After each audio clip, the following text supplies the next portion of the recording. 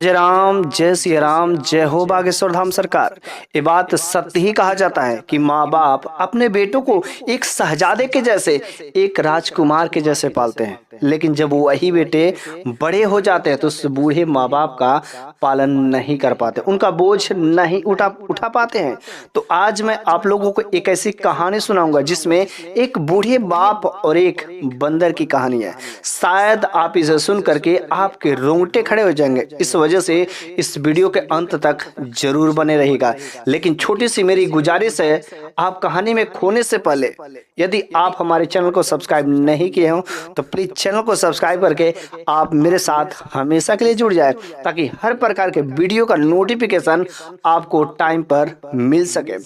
तो कहानी है, एक बार की बात है, एक बाप के दो बेटे थे। दोनों बेटे छोटे छोटे थे।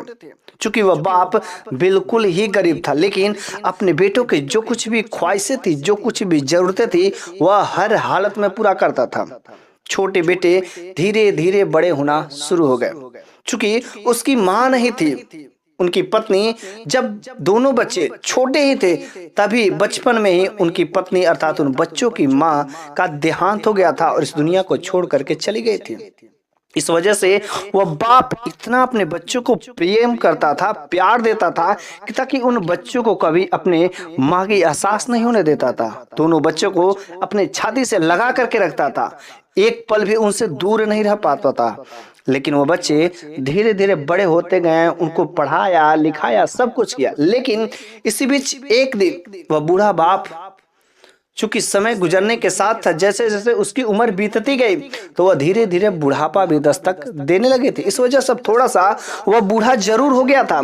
एक दिन वही जब बाप उधर रास्ते से आ रहा था तो रास्ते में उससे कुछ ऐसी चीज दिखाई देती है कि एक पेड़ की डाल के नीचे एक छोटा सा बंदर का बच्चा, चूंकि चोटिल दिखाई दिया, काफी वह दर्द से करा रहा था, उठ नहीं पा रहा था। उसको शायद किसी ने मार दिया था या पेड़ पर से गिर गया था। उसकी हालत बहुत ही खराब थी, शायद अब कुछ ही समय में वह मर जाता। लेकिन जैसे ही उस आदमी ने, उस बाप ने देखा, तुरंत उस बंदर को, बच्चे को उठा लिया और अपने गोद में उठा करके ला करके अपने घर पर उसका सही तरीके से देखभाल किया। अब तो वह बंदर ठीक ठाक हो गया। अब वह बंदर हमेशा अपने मालिक के साथ रहने लगा। वह मालिक अर्थात तो वह बाप जैसे अपने बेटों की सेवा करता था, बेटों के लिए खाना पीना करता था, वैसे उस बंदर के लिए भी करता था। जैसे जैसे बेटे बड़े हुए, उन्होंने बेटों की शादी कर दी। बेटों की शादी करने के बाद अब तो वह बेटे बाप का कहना ही नहीं मानते, अपने बीवी के गुलाम हो गए। बीवी जो कहती वही करते हैं। अब धीरे धीरे परिवार बड़ा हो गया। उस बेटों को अपना बाप जो है बोझ लगने लगा। क्योंकि उनकी पत्नियां कहती थी, इस बूढ़े बाप को क्यों न ले जा करके तुम वृद्धाश्रम में डाल देते, ताकि इनका बोझ तो नहीं रहता। एक दिन दोनों बेटे शाम के समय में अपने उस बूढ़े बाप के पास में आते, कहते हैं, पापा यदि आप बुरा न माने तो हम आपको उस जगह पर ले जाकर के छोड़ देते हैं जहां पर वृद्धाश्रम है। वहां पर आपके जैसे कई सारे दोस्त मिल जाएंगे, कई सारे साथी मिल जाएंगे। आप वहां पर रहते हैं तो बड़ी अच्छी होती है।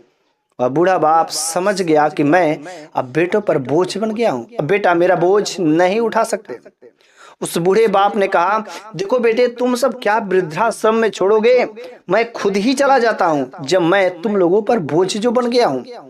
उस बेटों ने एक बार भी पूछा नहीं कि पिताजी आप जाएंगे तो जाएंगे कहाँ। अगले दिन वह बूढ़ा बाप अपने बंदर को लेकर के निकल पड़ा। वह जाकर के एक पेड़ के किनारे बैठता है और वह सोचता कि आज तक मैंने कभी भिक्षा मांगने का काम न किया, किसी के आगे हाथ नहीं फैलाया, तो आज मैं कैसे हाथ फैला सकता हूँ। क्योंकि हमेशा से मेहनत मजदूरी करके अपने बच्चों को हमेशा जीवन पालन सब कुछ किया है, आज भी जितना मेरे से हो सकेगा मैं मेहनत करूंगा। वह बूढ़ा बाप उस बंदर को ले करके जितना हो सकता था मेहनत, कहीं इधर उधर मजदूरी करता।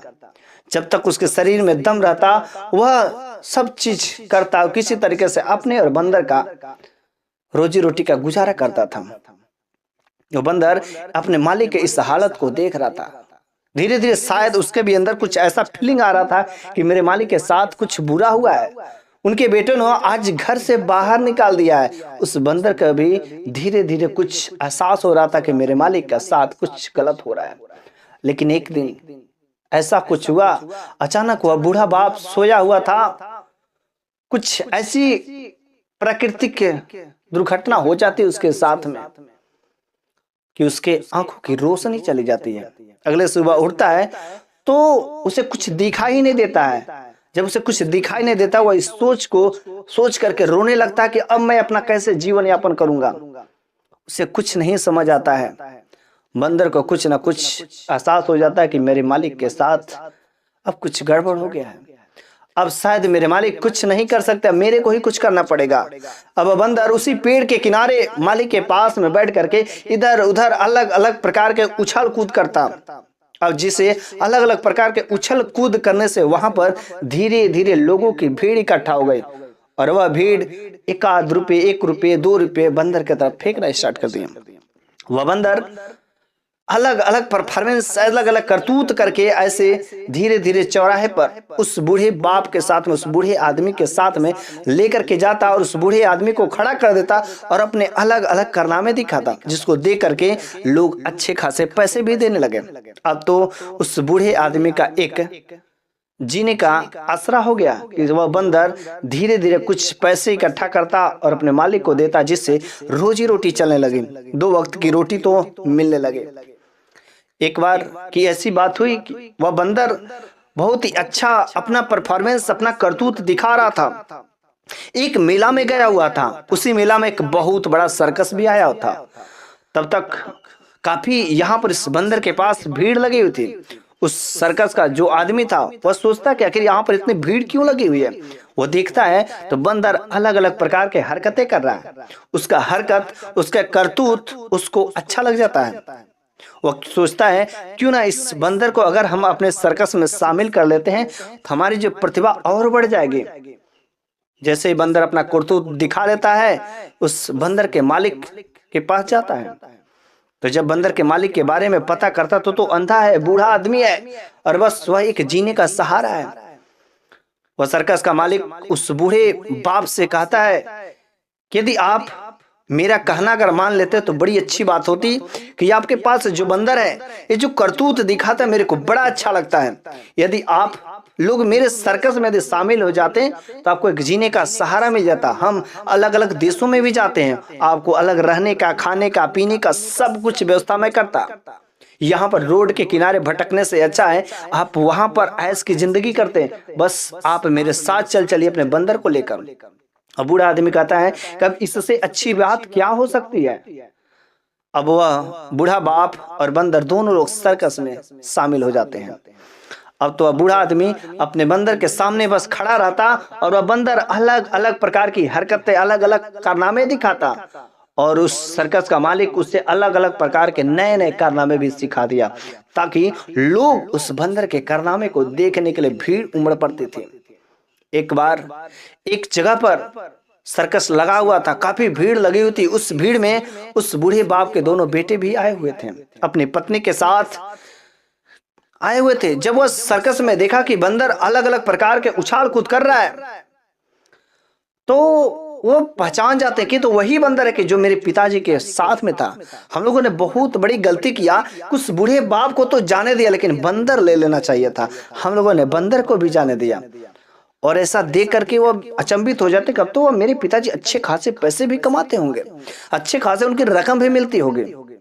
जैसे सर्कस समाप्त होता है तालियों की गड़गड़ाहट होने लगती है। वे दोनों बेटे आकर के उस सर्कस के मालिक के पास आके खड़े हो जाते हैं और कहते हैं कि देखिए ये बंदर मेरा है और हम उस बूढ़े बाप के बेटे हैं, इस वजह से आप इस बंदर को हमें दे दीजिए। सर्कस का मालिक कहता है नहीं, मैं इस बंदर को तुम लोगों को कभी नहीं दे सकता।